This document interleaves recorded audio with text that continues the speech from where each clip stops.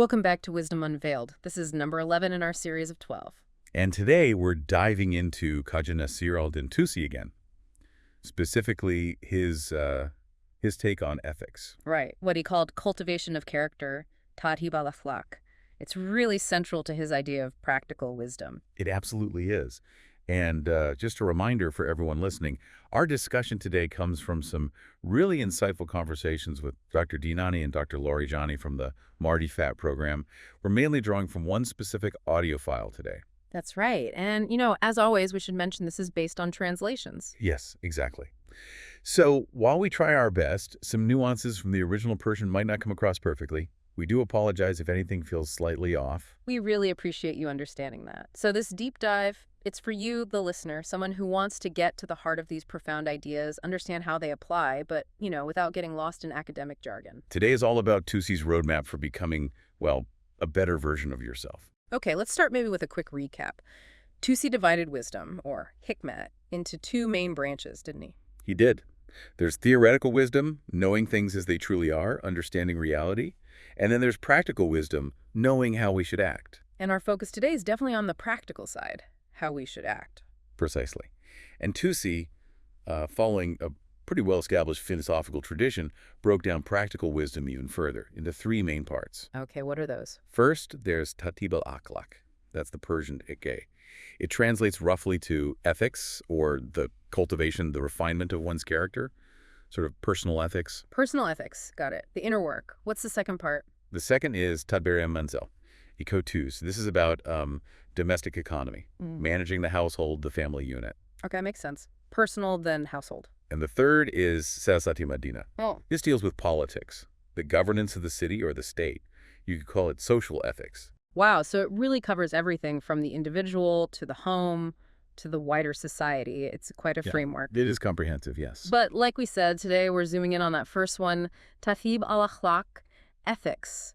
And Tusi wrote quite a bit about this, didn't he? Oh, definitely. His major work here is Akhlaq-i Nasiri, the Nasirian ethics. It's really a cornerstone text. And it wasn't created in a vacuum, right? He built on earlier thinkers. That's right. He drew heavily from earlier philosophers, particularly Ibn Miskawayh in his work Tarat al-Iraq, The Purification of Morals.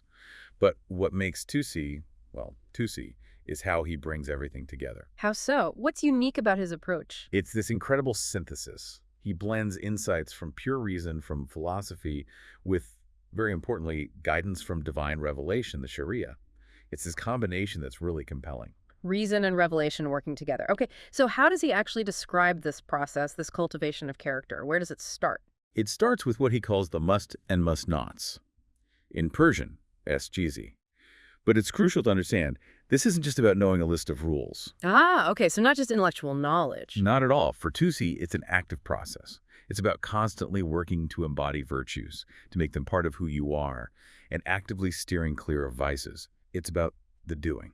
The doing, the practice. I like that. So what's the ultimate aim? Where does this path of Tahdhib al-Akhlaq lead? The ultimate goal, according to Tusi, is achieving self-mastery.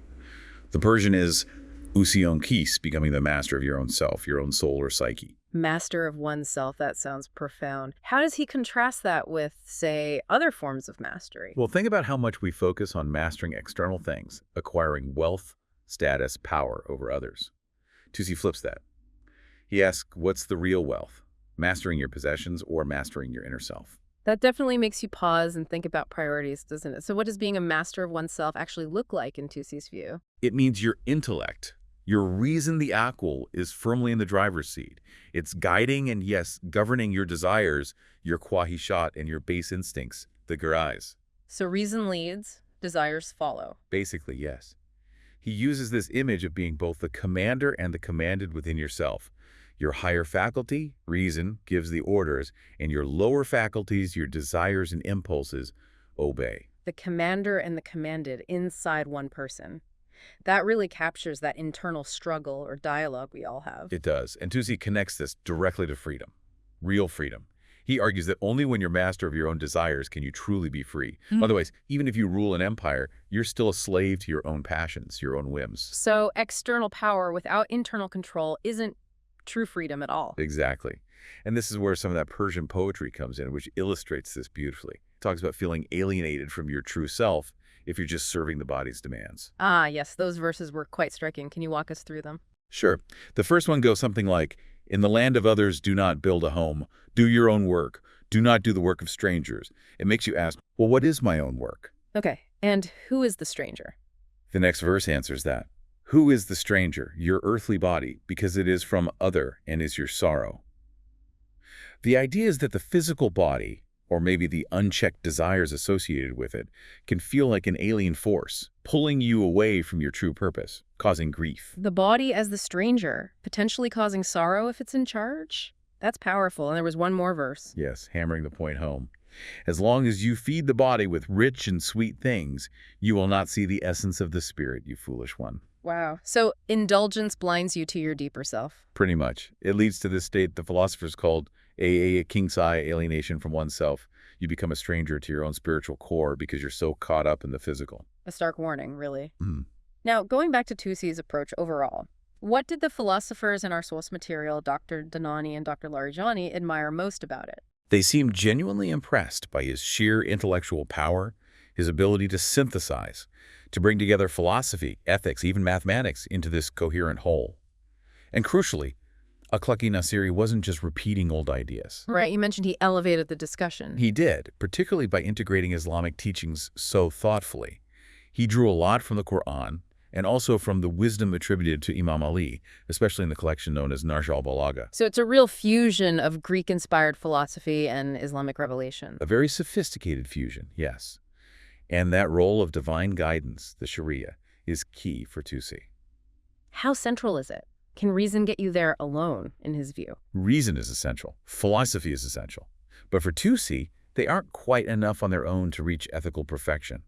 For that, he believed you need the guidance that comes from divine revelation, wahy. Okay. The source actually cited a verse from the Quran, Surah Baqarah, verse 151, which speaks about God sending a messenger, reciting to you his verses and purifying you and teaching you the book and wisdom. Ah, okay, I see the connection. Right.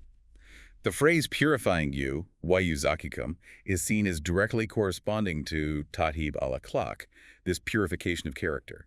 And teaching you the book and wisdom points to Sharia, the divine law, and hikmat, wisdom or philosophy. That verse ties it all together nicely.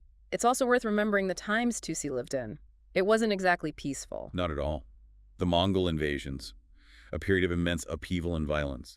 Yet Tusi managed not only to survive, but to navigate these treacherous political waters, even influencing rulers like Hulagu Khan. Which really speaks to the practical power of his wisdom, doesn't it? It wasn't just theory. Absolutely. It shows his philosophy wasn't just for the library. It was engaged with the world, even in the most difficult circumstances. Now, you mentioned Akhlaq-i Nasiri was his main ethical work, but there was another one mentioned, something perhaps deeper? Yes, a lesser-known but significant work called al-Ashraf, Siyasat, the attributes of the noble. The attributes of the noble. How does it differ from Akhlaq-i Nasiri?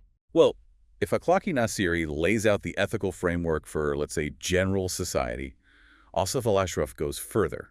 It delves into the spiritual journey, the suluk, and the more mystical aspects of self-purification. It's aimed more at those already on a dedicated spiritual path, the noble or spiritually elite, you might say. So a kind of advanced ethics or spirituality? You could see it that way. The philosophers in the source even compared its importance within Sufi circles to massive works like Ibn Arabi's Futuhat al-Makkiyah. That gives you a sense of its perceived depth. That's high praise indeed. It suggests Tusi had these multiple layers to his thought, practical ethics for all, and deeper mystical insights for seekers. Exactly. So if we try to pull the main threads together from our discussion, Tusi's Tahdhib al-Akhlaq is foundational. It's about cultivating character as the basis for a good life, both individually and collectively. And the core of that cultivation is achieving self-mastery, being the master of your inner world, not just the outer one.